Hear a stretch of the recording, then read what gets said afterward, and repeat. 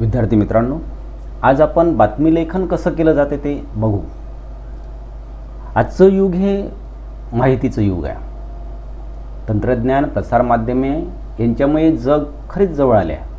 जगात कुठेही घडलेल्या घटना त्याची अचूक माहिती आपल्याला घरात बसून वर्तमानपत्र, आकाशवाणी, दूरदर्शन या प्रसारमाध्यमांद्वारे सविस्तर कळते.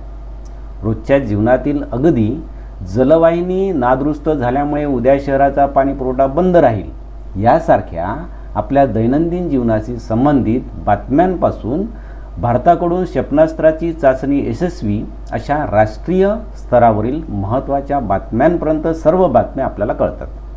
माहिती देणे, ज्ञान देणे, समाज प्रबोधन करणे, परिस्थितीची जाणीव करून देणे हे बातमीचे प्रमुख उद्देश असतात. आता थोडक्यात बातमी हा आजच्या जीवनातला अविभाज्य घटक आहे. म्हणूनच वस्तुस्थितीचे चित्रण करणारी बातमी तयार करणे म्हणजे बातमी लेखन करणे हे आज महत्त्वाचे कौशल्य ठरते. बातमी घडून गेलेल्या घटनांची त्याचप्रमाणे घडणाऱ्या नियोजित कार्याचीही होते. ज्यात काय घडले, कधी घडले, कुठे घडले, कसे घडले, कोण कोण उपस्थित होते या प्रश्नांची उत्तरे मिळतात. ती म्हणजे बातमी. बातमी लेखनात जसे घडले तसे यथातथ्य वर्णन करायला हवे. आता हे बातमी लेखनासाठी कोणते गुण आवश्यक आहेत, तर आपल्यामध्ये लेखन कौशल्य असायला पाहिजे, भाषेचे उत्तम ज्ञान असायला पाहिजे, व्याकरणाची जाण असायला पाहिजे, सोपी व सुटसुटीत वाक्य आपण बातमीमध्ये तयार करायला पाहिजे, समग्र वाचन म्हणजे संपूर्ण वाचन किंवा सर्व गोष्टीचं वाचन आपलं असायला पाहिजे. आता कोणत्याही घडलेल्या घटनेची बातमी तयार करताना खालील गोष्टीचे भान राखणे महत्त्वाचे आहे. आता पहिली गोष्ट आहे की घटनेची विश्वासार्हता, म्हणजे बातमी लिहिताना त्या बातमीमध्ये खोटेपणा असू नये. जे काही खरं आहे ते आपण लिहायला पाहिजे. दुसरं आहे तटस्थ भूमिकेतून लेखन, म्हणजे कोणाच्या बाजूने किंवा विरोधात आपलं लेखन नसायला पाहिजे. घटना ज्या क्रमाने घडली त्या क्रमाने आपण ती घटना किंवा घटना जशी घडली तसं लेखन आपण करायला पाहिजे. त्याच्यानंतर घटनेचा अचूक व योग्य तपशील आपण त्या बातमीमध्ये द्यायला पाहिजे. प्रत्यक्ष घडलेल्या घटनेचे लेखन होणे महत्त्वाचे आहे. म्हणजे जी काही घटना घडली, ज्या क्रमाने घडली त्या क्रमाने त्या घटनेचं लेखन आपण बातमीमध्ये करायला पाहिजे.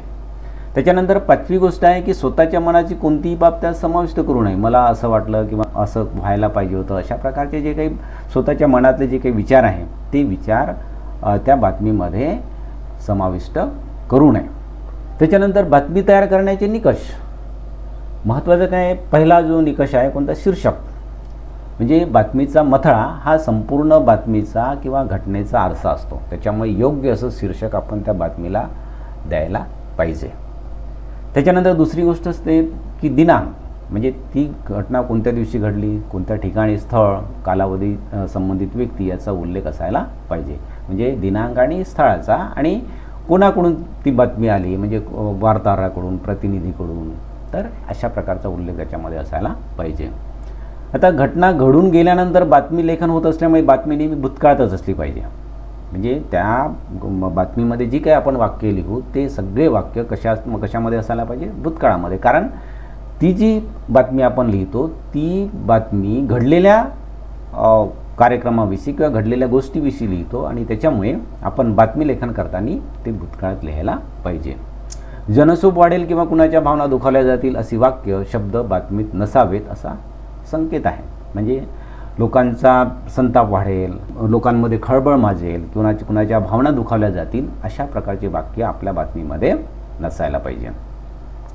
त्याच्यानंतर बातमी लिहिताना प्रथम महत्त्वाचा मुद्दा नमूद करून त्यानंतर त्याचा तपशील द्यावा. तर बातमीचा जे काही महत्त्वाचा मुद्दा असेल तो महत्त्वाचा मुद्दा लिहून त्याचा तपशील किंवा त्याचं विस्तृत वर्णन आपण बातमीमध्ये करायला पाहिजे.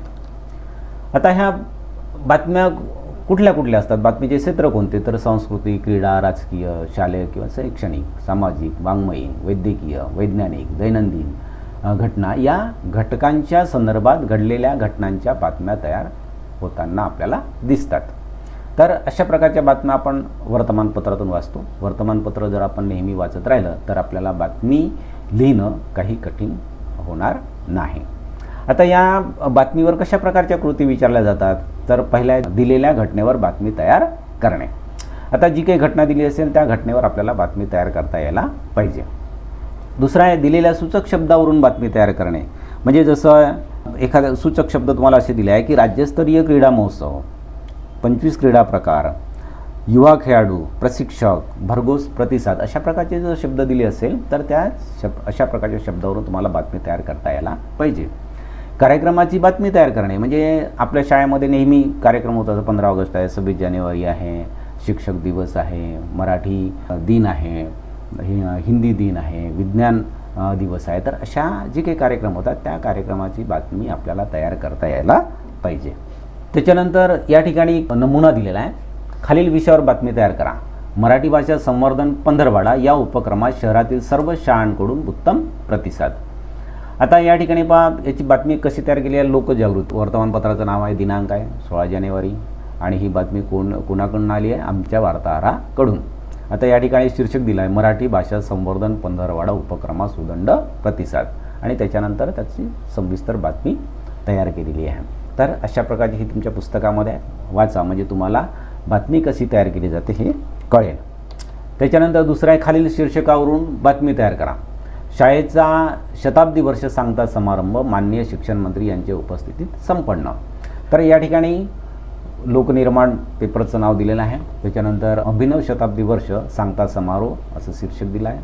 27 जून प्रतिनिधीकडून मुंबई आणि त्याच्यानंतर बातमी दिलेली आहे. हे वाचलं म्हणजे तुमच्या लक्षात येईल. त्याच्यानंतर खालील विषयावर बातमी तयार करा. सर्व नागरिकांसाठी आधार कार्डाचा नंबर आपल्या बँक खात्यास लिंक करणे अनिवार्य, अशा प्रकारचा विषय दिला आहे. त्याच्यावर तुम्हाला बातमी तयार करायची. वर्तमानपत्राचं नाव लिहिलं आहे जनसेवापत्र. त्याच्यानंतर शीर्षक दिला आहे आधार जनधनाचा. आता आधार कार्ड बँक खात्यास लिंक करणे अनिवार्य, अशा प्रकारचं योग्य शीर्षक आहे. त्याच्यानंतर दिनांक आणि या ठिकाणी स्थळ टाकलं नाही तर स्थळ तुम्हाला टाकायचं आहे. त्याच्यानंतर आमच्या वार्ताहराकडून आणि त्याच्यानंतर ती बातमी. तर अशा प्रकारच्या बातम्या वर्तमानपत्रामध्ये नेहमीच येत असतात.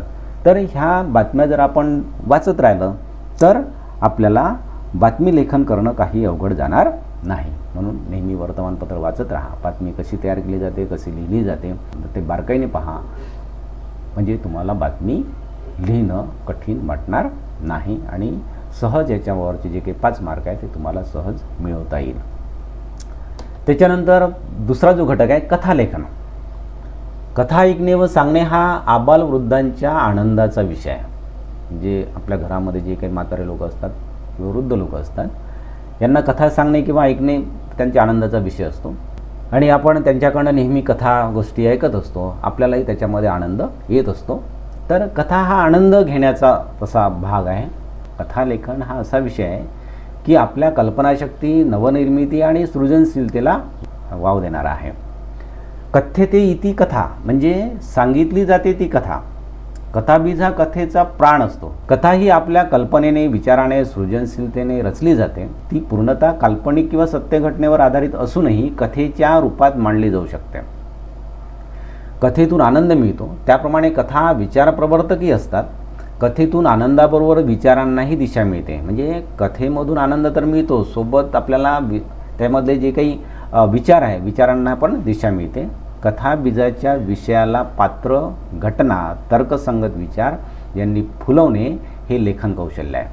लेखन कौशल्य विकसित करणे हा कथालेखन घटकाच्या अभ्यासाचा हेतू आहे. म्हणजे आपलं लेखन कौशल्य जर आपल्याला विकसित करायचं असेल तर आपण कथा लिहायला पाहिजे.